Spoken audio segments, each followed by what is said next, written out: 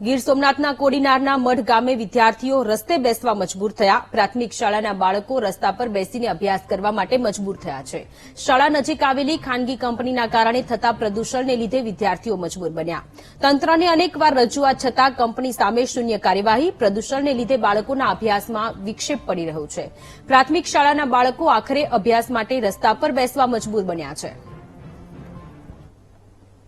સોમનાથ જિલ્લાના મઠ ગામ ખાતે આજે બાળકો રસ્તા ઉપર અભ્યાસ કરવા માટે મજબૂર બન્યા છે। હું આપને દેખાડવાનો પ્રયત્ન કરીશ કે ખાનગી કંપની દ્વારા જે કોલસીનું ગુડાઉન છે અને તે ગુડાઉનની બાજુમાં જ સ્કૂલ આવેલી છે। એટલે સરકારી સ્કૂલના જે આ બાળકો છે આપ જોઈ શકો છો, આ બાળકોની અંદર જે ખાસ કરીને જે ડસ્ટ છે તે સીધી ઉડી અને સ્કૂલની અંદર આવી રહી છે। તેને લઈને બાળકો મજબૂરન અત્યારે ખાનગી કંપનીનો રસ્તો રોકી અને રસ્તા ઉપર અભ્યાસ કરવા માટે મજબૂર બન્યા છે। ત્યારે જે આ બાળકો છે આપ જોઈ શકો છો કે તેના વાલીઓ સાથે બાળકો છે તે અત્યારે ખાનગી કંપનીના ગેટ ઉપર મડગામ ઉપર રસ્તો રોકી અને રસ્તા ઉપર જ બેસી ગયા છે। અત્યારે મધ્યાહન ભોજન છે તે પણ હાલ રસ્તા ઉપર રહી રહ્યા છે। ત્યારે શાળાની અંદર જે વારંવાર જે ડસ્ટ છે તે ઉડીને આવી રહી છે। આપણે બાળકો પાસેથી જાણશું કે સ્કૂલમાં કેવી પરિસ્થિતિ છે।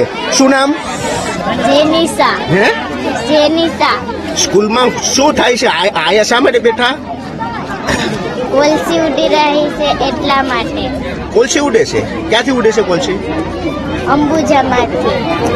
એટલે પાછળથી આવે છે કોલસી ઉડીને? ક્યાંથી ઉડે છે? શું નામ? અહીંયા શા માટે બેઠા છે રોડ ઉપર? એટલા માટે કોલસી ઉડે છે એટલા માટે। દરરોજ ઉડે છે કોલસી? હા, ખાવામાં પણ ઉડે છે। ઉડે છે કોલસી? તો આ ખાસ કરીને જે બાળકો હતા તે બાળકો પણ કહી રહ્યા છે કે જે ખાનગી કંપનીની જે કોલસી છે તે કોલસી સીધી સ્કૂલમાં ઉડે છે। એટલા માટે મજબૂરિયાન અત્યારે જે વાલીઓ છે તેને રસ્તા ઉપર બાળકોને લઈ અને અભ્યાસ કરવા માટે મજબૂર બન્યા છે। Rohitsinh Barad, VTV news, Gir Somnath. તો સવાલ અત્યારે ઘણા બધા થઈ રહ્યા છે, કારણ કે નાના ભૂલકાઓ ફરી એક વખત વિરોધ કરવા માટે રસ્તા પર આવી ગયા છે, કારણ કે તેઓને પ્રદૂષણને લઈને સમસ્યા સામે આવી રહી છે। શાળા નજીક આવેલી ખાનગી કંપનીના કારણે પ્રદૂષણ વધી રહ્યું છે અને પ્રદૂષણના કારણે તેમના સ્વાસ્થ્યની સાથે ચેડા થઈ રહ્યા છે। હવે બાળકો રસ્તા પર આવ્યા છે, તેમની માંગ સ્વીકારવામાં આવે તેવી તેઓ વાત કરી રહ્યા છે।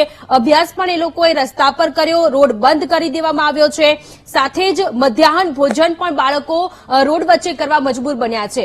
કેટલી વખત રજૂઆત કરવામાં આવી હશે, સરપંચ દ્વારા પણ રજૂઆતો કરવામાં આવી હશે, શિક્ષણ વિભાગને પણ રજૂઆત કરવામાં આવી હશે, શાળાના આચાર્ય દ્વારા પણ રજૂઆત કરવામાં આવી હશે, પરંતુ એ રજૂઆતનું કોઈ પણ પરિણામ ન મળતા હવે બાળકો રસ્તા પર આવ્યા।